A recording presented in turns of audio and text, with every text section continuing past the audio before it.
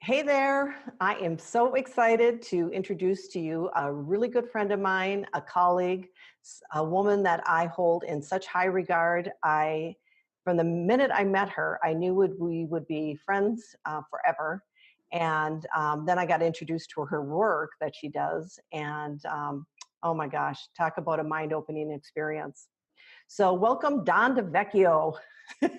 Thank you, Sandra. Thank you for doing this interview with me, and I really appreciate it. And I have to say that the what you just expressed is totally mutual for me. I knew when we first met, I was like, "Oh, this is the girlfriend friend in Sedona I've been looking for." And, Yes. and I deeply respect your work as well, and have learned so much from you. So it's an honor and a pleasure to be able to co-create, cross-share, and lift each other as we rise with our own complementary skill sets and knowledge bases. Yes, yes, that's. I think that for us to set the example for individuals to join forces and collectively hold each other in honor and respect is really a beautiful, beautiful space that we can hold for people and model for people as Yes. well. Hmm. So, Don is a womb keeper, a certified hypnotherapist, NLP life coach, Reiki practitioner, astrologer, and a master tarot reader. She serves as a business mentor for men and women, and she does one-on-one mentoring as well for a small group of people. And she hosts different retreats in Thailand and in Bali. So I invited her on because I was really, really fortunate to attend one of Don's retreats. Oh gosh, that was in September, September. and it was actually my birthday month, and so it was just a beautiful present that I could receive. And I'll tell you what, as far as divine leadership, the divine feminine leadership skills that you taught us and your gifts that you brought to the retreat were so beautiful that all of us in that retreat just felt so welcome, so cared for, and we learned tons of skills. So, why don't you share with us what brought you to this work? How did you get started doing this? Yeah, yeah, thanks. So, as you know, Sandra, my journey began a long time ago. In 1984, I had a home birth, my only child, my son Zach, and who has also had the pleasure of working with you. So 1984, I had a home birth. There were a number of us who had the same midwives. And in one of the groups where we were doing like kind of we were gathering to support the midwives, one woman said she wanted to start a mother's support group. Mhm. And I was a young single mother, so I was like, yeah, I'm in. And we started off as a mother support group. There were six of us. And we thought it would be like talking about things like diaper rash and breastfeeding and, sex after having a baby and all of that stuff. And very pretty quickly, within the first several months, a feminist tarot deck came into our midst. A book on Wicca and the old religion of Europe and ceremony and the goddess came into the circle. And so the little joke I say is we started off as a mother support group. We were going to talk about diaper rash and breastfeeding, and we ended up a coven of witches dancing naked under the moon. So that's not too far off. In the winter months, we weren't naked under the moon. Um, but that was the seeding of my budding, awakening, feminine face of the divine spiritual growth. I went on to study women's studies as that group continued. I went on after that group. Um, Different people moved away and we split up. I formed another women's group. And so working with women, working with the tarot, working with divine feminine archetypes has been in my life for 34 plus years now. And it's waxed and waned over the years. I've also taken a deep sojourn into the masculine and the warrior energy as a martial artist for years. And a couple of years ago, I got really the tap on the shoulder. I was in Bali at an event for women, for awakening women. And I started to see that this concept of priestess and goddess was actually very popular. And there were some women who were genuinely holding a powerful wisdom space of the divine feminine, and others who were doing kind of a goddessy lifestyle not really doing their inner work Mhm. stuff, carrying all of their baggage. So not having any tools or resources as we have with NLP, with hypnosis, with some of the other modalities available on the planet, they were just living it like a lifestyle that was fashionable and trendy. And I really, I was on a trajectory of business coaching and marketing, internet marketing and launch management, very unhappy. And I really felt like the goddess, if you will, tapped me on the shoulders or smacked me upside the head and said, I need the real priestesses to step up now. I need the women who really do their inner work, who walk their talk, to step up and start to lead these young women and older women and teach the ways of the divine feminine, which must rise on the planet right now.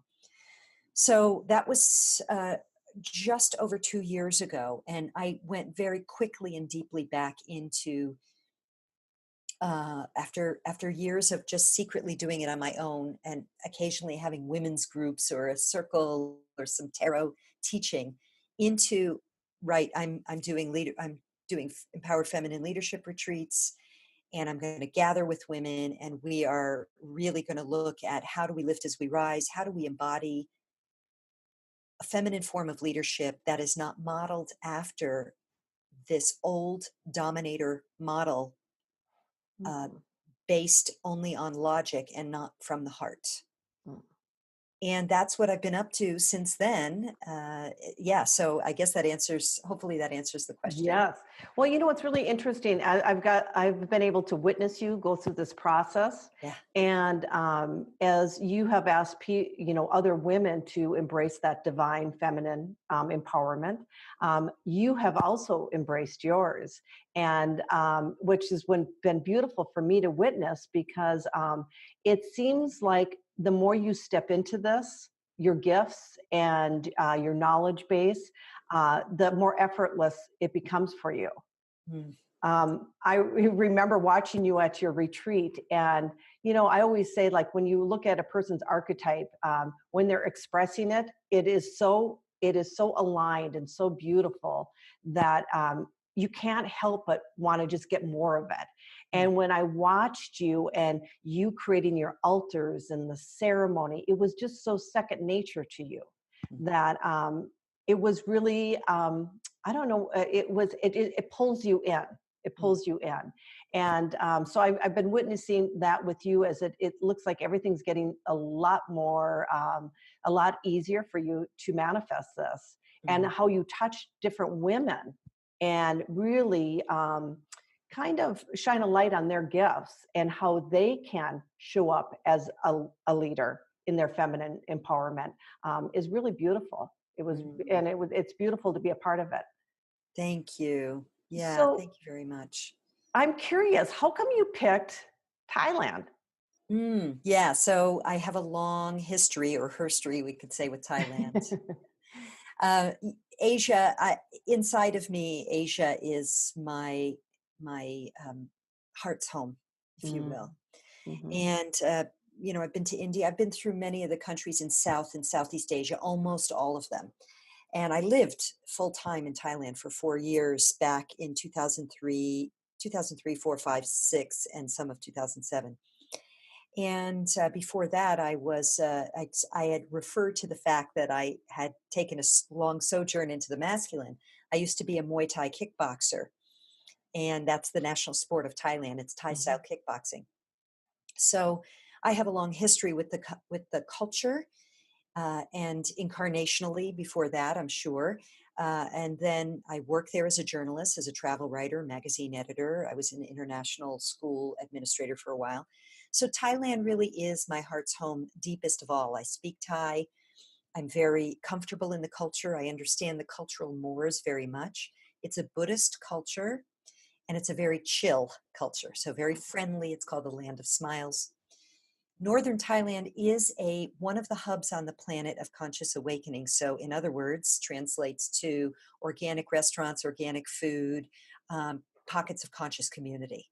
mm, And so I had been going there for some time, detox centers, this kind of thing.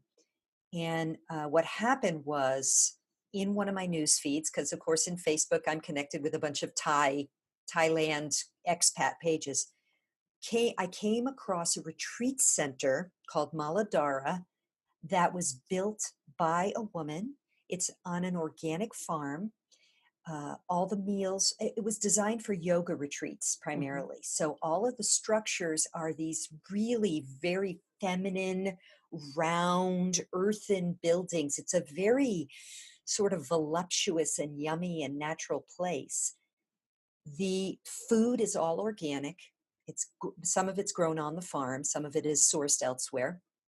And when I saw that, I was like, I have no excuse anymore. I've been fantasizing about having retreats in Thailand for years, bringing together my greatest joys, which is gathering in sacred space with sister friends and Thailand. And so Mm, when I saw Maladara like 2 years ago almost, I was like, that's it. I have no more excuse. I have right. to do retreats there.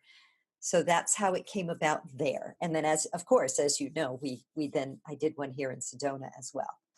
Awesome. So I'm curious, do you feel like, is there a different energy vibe there? I mean, I know that people are different, but you know how as we live in Sedona, we can feel these different shifts in energy depending on where you are at and that kind of stuff. Do you feel that in Thailand as well? I certainly do.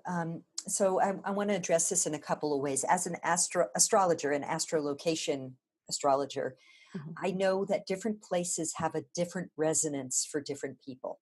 Mm, So for some people, it might not be a match at all. But for those who it's a match for, either because it's just neutral for them, astrologically speaking, or because there are powerful astrological energies at play for them with their unique makeup, mhm, it is a wonderful place because of these conscious pockets of community combined with a long history of a very gentle people, mm, combined with the qualities of Buddhism that I would say, I mean, there's a shadow and light of every religion, but the nice thing about Buddhism, nobody tries to convert you. It's a ah, very chill energy. The Buddhist teaching was the middle way, the middle mm, way. Don't go extreme in any one way. And mhm, that translates in Thai culture as a very gentle, easy, friendly, welcoming, mm. live and let live energy. Right, right. So when you combine that with ancient temples or a consciousness about organicness and awakening and yoga and all of that, where some Thais and Westerners are beginning to meet in that space, what you find is a very uh, high vibrational place Mm-hmm, to be in. mm-hmm, Yeah, to be in, to bask in both the ancient culture and the ancient Buddhist principles with the contemporary awakening frequencies that are happening right now on the planet. oh, that's beautiful. Yeah. So when, oftentimes when we have talked and we discuss this divine feminine, divine masculine, one thing that has always struck me with you, because I have these conversations with many different people, is your softness about it, where I can feel the warrior in you wanting to, ignite this energy and help all of us balance it as well. But oftentimes when I speak with people that are in this work, there's some negative, like masculine bashing or that kind of stuff, and I never get that sense with you. And so, how do you keep that aligned for you so that you can welcome both the masculine and feminine within each of us? Yeah. Well, that's a great question. And I think it's a really important one for us to look at in these times. So, how I balance it within, I think, comes from my particular life path Mm-hmm. because I spent a lot of time in a boxing gym, Mm-hmm. basically. So, I understand certain aspects of the masculine energy, having engaged it so much in myself and with the guys, working Right. out with the guys. However, there's another layer of this that I feel is more important, and there's a way that I frame it that I think would maybe will help. For a long time in my feminist studies, we talked about the patriarchy, Right.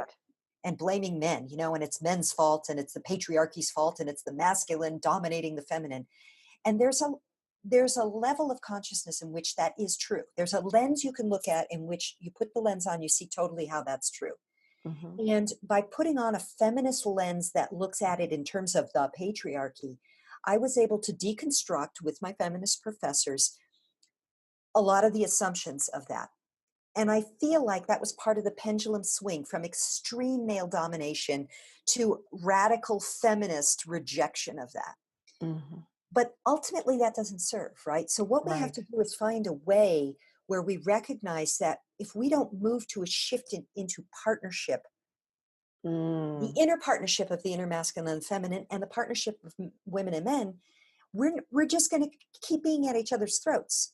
Right. So when all of the stuff started coming out, particularly with Harvey Weinstein last year, and I mean that's a whole nother conversation we can have about the astrological signatures of that because it was phenomenal. What I saw the media doing was basically doing whatever it could to continue to fan the flames of hate between women and men. And I was like, this is not going to get us anywhere. And Right. so what I thought was, I remember this book, The Chalice and the Blade by Riane Eisler, a brilliant Mhm. scholar. And she talked about partnership versus domination. And so I really began using the language of what we've been living in is a dominator model of culture Mhm. in which a few are at the top and the masses are at the bottom. Now, in this dominator model, the emphasis has been on the masculine principles, men and masculine qualities, which has suppressed women and Mhm. feminine qualities, including feeling. Mhm. And this has been toxic to women and men. Mm. So when we reframe it that way and say, look, it's not about men versus women. This has got to stop. It's about a model of culture that is oppressive by nature, that is dominating by nature, and that truncates our capacity to be whole beings. Right. And this has been terrible for men. Men are fodder for the cannon. I mean, this has not been beneficial for the majority of men. Well, it's interesting because it's almost like you're introducing a level of discernment because we have the masculine and feminine in all of us, both females and males, and it's learning how to dance with those energies and use them in their most in their light side versus the dark side of them, and for you to be able to bridge the gap and put it in ways that, like you said, how you deconstructed that, so we can understand that. So women don't have to be man haters, and we can actually understand that those energies in the right context are serving if we Yes. use them correctly. And I think that's something that is a gift of yours, because maybe because you had that masculine part of you throughout your life and really developed it strongly, and then really it started embracing this feminine power empowerment, Yeah. that you know them intimately, and so the gifts of each energetic source, which Yeah. is wonderful, because I think we can all be kind of in love with the idea of living in a certain way and not truly live it. Yeah. It's like, oh yeah, I want to be a goddess. Well, what does that mean? Right. You want to just have the label of goddess, or Yeah. do you want to actually become a goddess? And so I think that's it's for me, it's been a great gift. And I know for many, many other women that have been working with you, to allow us to learn how to dance with these energies and take the judgment out of it and Yeah. use our ability to discern, which is Yes. really awesome. So I'm curious, I'm sure when you're doing the retreat, I know my experience in the retreat, you offered a level of vulnerability that you offered yourself, as well as you just held this space for us that we could just really go deep within and connect to all different parts of us. And I have to say, I never once throughout that retreat felt judged. Mm. I just felt that you held this space. And in doing so, you also encouraged all of us to hold the space. Yeah. And gosh, in a matter, how many days was that? 5 days? Yeah. And Yeah. I, 4.5 days, four and really. a half days. And I remember leaving that first night going, oh my God, I feel like I've known these women forever, Yeah. because of that level of vulnerability that you uh, allowed. Mm. So how do you do that? Well, how do you make that happen? Okay, great. This is a great question. Um, Myself, this is part of the, that saying, I've forgotten more things than it's people coming in know or are Mm, learning. mhm. I've forgotten in some ways how to hold space. Like I've had to go back and learn how to teach it because I did in that women's group, the first one and the second one, we did it so much that it Yeah. became second nature. However, there's another piece of this which I feel is more important. In order for someone to come to my retreat, they have to apply and they have to talk with me first. Why? Mm, We have, and this is a longer piece than I can get into, but of course, some of the training, as you know, that comes with the retreat is about this. Women, I think people, when we have unresolved stuff, when we have not done our inner work, one of the things that happens is we project it onto other people.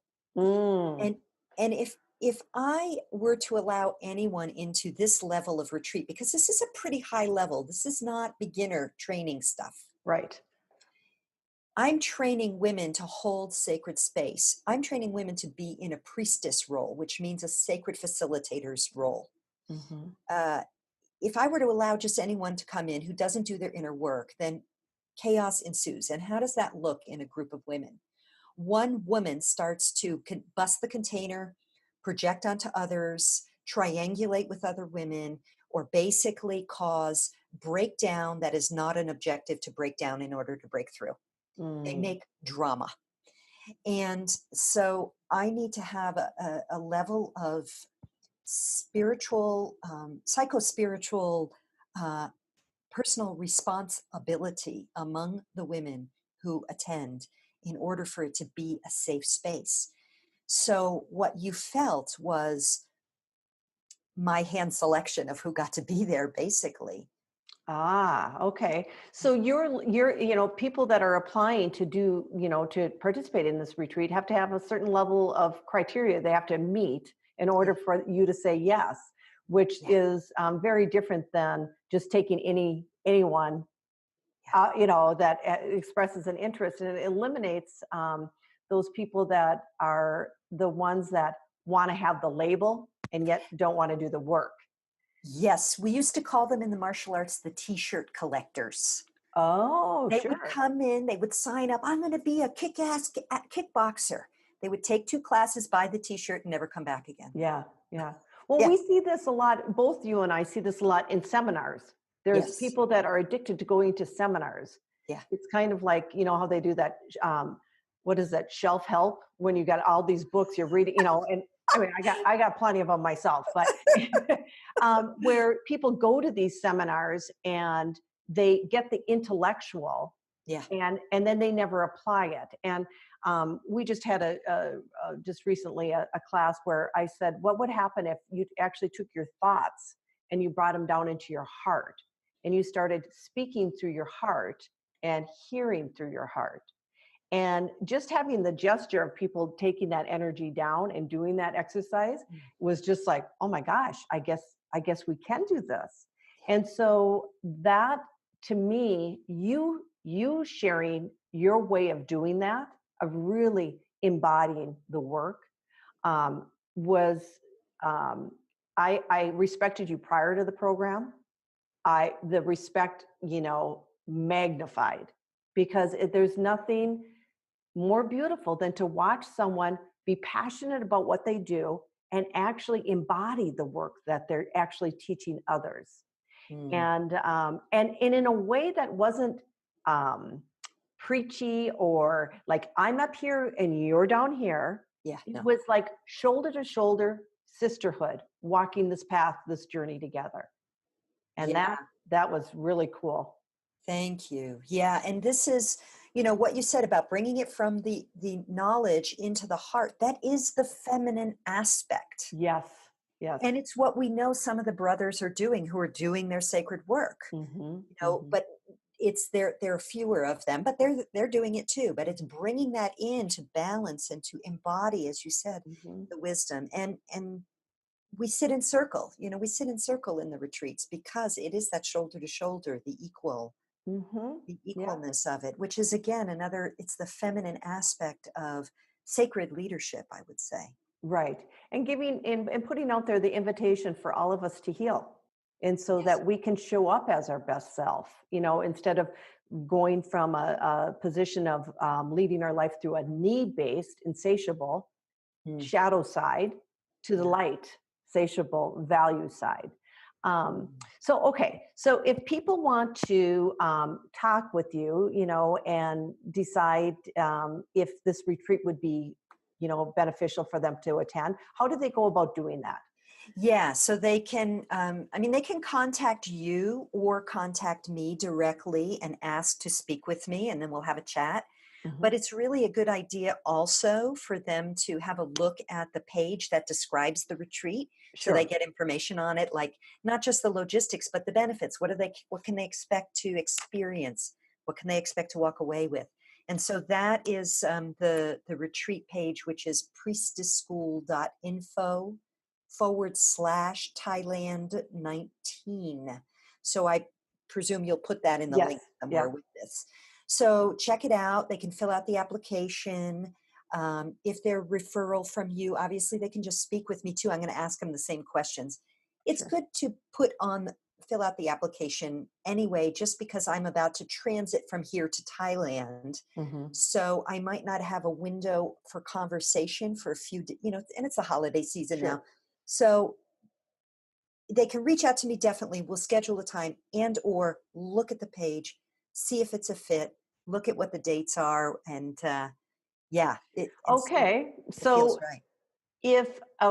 and part of that filling out that application is allowing someone to get a little bit more clarity on what they would want as Yeah, well, right? absolutely. So what can people truly expect? They say yes, they've read and they've had this conversation. What, like, the gems that people are going to walk away with? I know my gems. So I'm just Yeah. curious, you as Yeah. the creator of the program, what's your dream for people to walk away with? Yeah. So here's my dream and also what I'm seeing based on the women who've been through the retreats as well. Mhm. Um, it's an ability to hold space and to lead from the center, Mm, to lead without the ego that needs to be the center of attention. So, this is a great retreat for anyone who knows that they are in a role of teacher, therapist, group leader, um, speaker, anyone who is in a role where they are looked to facilitate transformation in any way. mm, This brings skills to the table that you're not really seeing in any of the sort of mainstream ways, like speaker associations that teach you how to right. speak, or certification programs that give you the skills but don't give you the space holding Mhm, facilitation, mhm. not facilitation and group skills. Sure. There's also the bond of sisterhood. This is really we go deeply into how we connect and witness each other and being held and witnessed by others as we express and go through whatever it is we need to express and go through. Mm, There's something really priceless about that. And if you haven't experienced that, it's hard to understand. But what I see is the transformation and the power that happens simply by being witnessed and held in a safe container with other sister friends. And I know, Doug, my husband, he experiences that with his brothers as well. And what that calls us to in right. terms of our own ability to trust ourselves and stand stronger in our beliefs, our truth, our power is a little bit indescribable. Mhm. So also on the let's talk about the practical level. There's a bunch of practical skills. How do you use some gentle ceremonial elements to wrap a sacred space around any kind of transformational process? There's something about using the container of sacred space, even if Mhm. it's very simple, non religious, simple things. There's something about that that adds power to any work one does. So if you're feeling that desire to add more of a sacred element to your whatever your work is in the world, you'll get some like really practical tools. Excellent. Yeah, there's also the dancing, fun, bonding, saunas, organic food elements, Hmm. and a deeper understanding of yourself and your emerging gifts as a leader.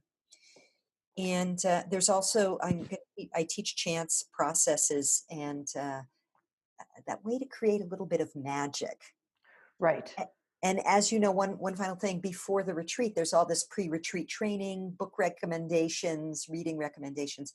So it's a very robust program that supports a deeper understanding of the masculine and feminine principles, the history we are coming out of, and the ways we need to heal and reweave our sisterhood and Right. reweave the trust.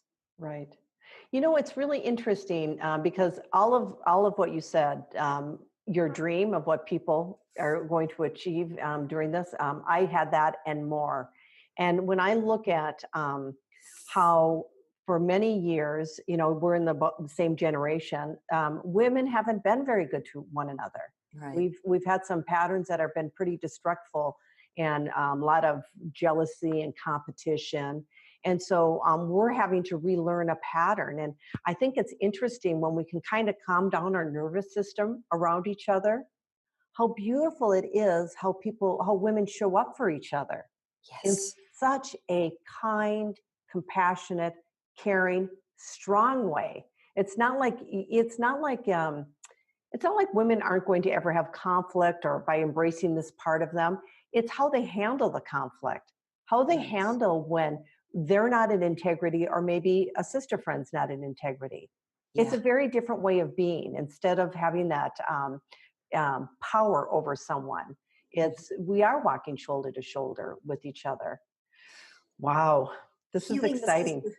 Yeah, thank you. Yes, it is. It's an exciting time, and I know that these we were made for these times. We came for this, and now Yes, I understand that all of that stuff I did as a young woman, I was the youngest woman in that group by far, right. was all preparing me for this time now. Hmm. Healing Hmm. the sister bond, the sister wound is essential in this time. It is part of the rise of the divine feminine frequency, Hmm. which is influencing both women and men, which has to come back into balance.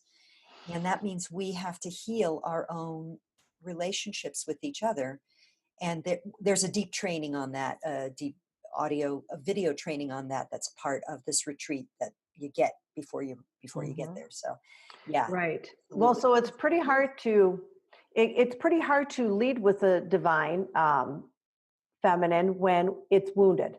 Yeah, So it sounds like what you're saying is that we're actually and we did in the retreat, and many women are going to continue to do is heal that yeah, those wounds within ourselves, so that we can show up as that empowered feminine priestess, goddess, what have you.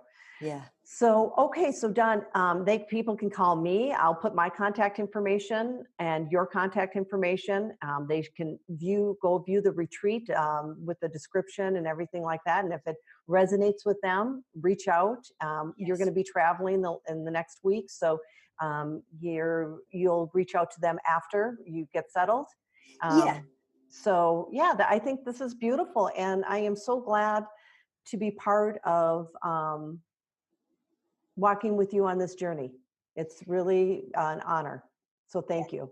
Thank you. Thank you very much. Yeah, it is. I'm so grateful for you in my life too, Sandra. So Well, let's go create some magic. do let's. Okay. Okay. Thank you so Thanks. much. Much love. Yeah. Bye bye. Bye.